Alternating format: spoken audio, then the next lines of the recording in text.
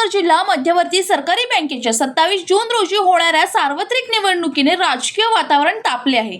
भाजप, शिवसेना आणि राष्ट्रवादी काँग्रेस अजित पवार यांच्या गटातील महायुतीने या निवडणुकीत परिवर्तन पॅनल उभे केले असून प्रचाराला योग्य वेग आला आहे।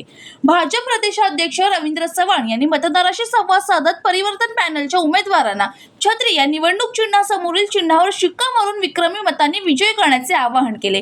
ही निवडणूक पंतप्रधान नरेंद्र मोदी, केंद्रीय सरकार मंत्री अमित शहा आणि मुख्यमंत्री देवेंद्र फडणवीस यांच्या नेतृत्वाखाली लढवली जात असल्याचे त्यांनी सांगितले।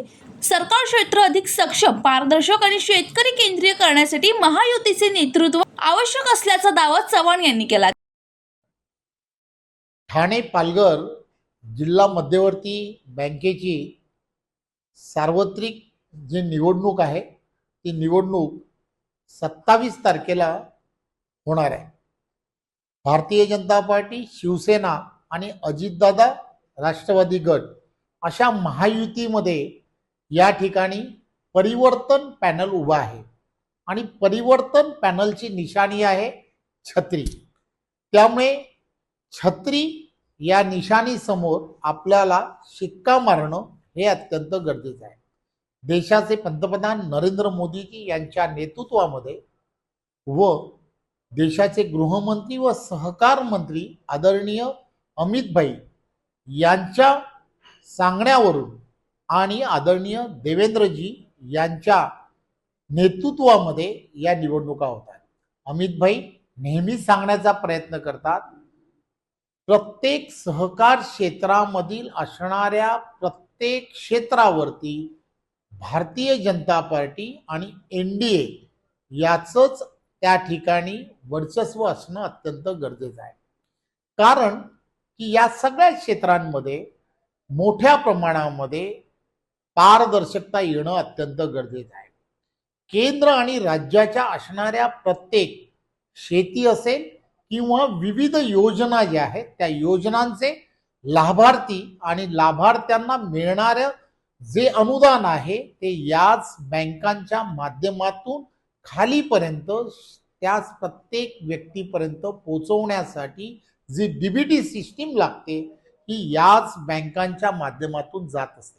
त्यामुळे प्रत्येक जिल्ह्यामधील असणाऱ्या सहकारी असणाऱ्या संस्था असतील किंवा बँका आहेत या बँकांमध्ये भारतीय जनता पार्टी आणि त्याचबरोबर एनडीए, शिवसेना आणि अजितदादा यांच्या असणाऱ्या पॅनल हे असणं आणि त्यांचा असणारी त्या ठिकाणी सत्ता असणं अत्यंत गरजेचं आहे। आणि म्हणून पहिल्यांदा महायुतीचं पॅनल हे या बँकांवरती पाठवण्याचं ठरवलं आहे आणि म्हणून परिवर्तन हे पॅनल हे भारतीय जनता पार्टी, त्याचबरोबर शिवसेना आणि अजितदादा गट राष्ट्रवादी यांचं असणारं पॅनल आहे।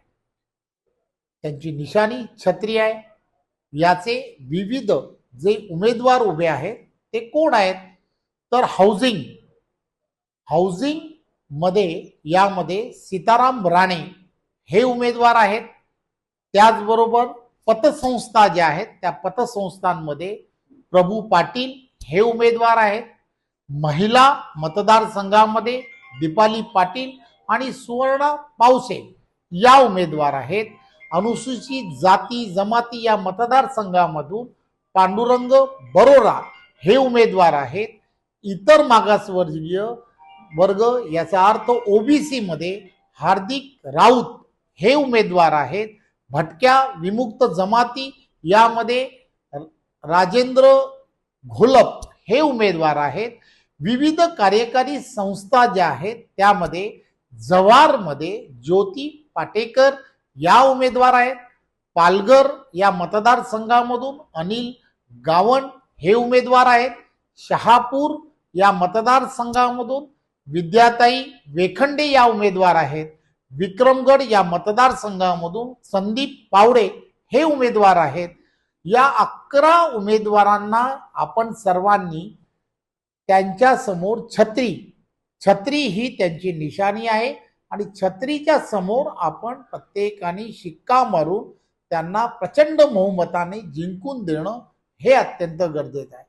माझी आपणा सर्वांना विनंती आहे परिवर्तन पॅनल हेच पॅनल ठाणे पालघर या भागातील सर्व शेतकरी असतील, कष्टकरी असतील आणि इथले असणारे सर्व नागरिक आहेत यांच्यासाठी फार महत्वाची भूमिका केंद्र आणि राज्याच्या माध्यमातून येणाऱ्या विविध योजनांवरती अत्यंत प्रभावीपणे काम करणं शकतं याची मला पूर्ण खात्री आहे.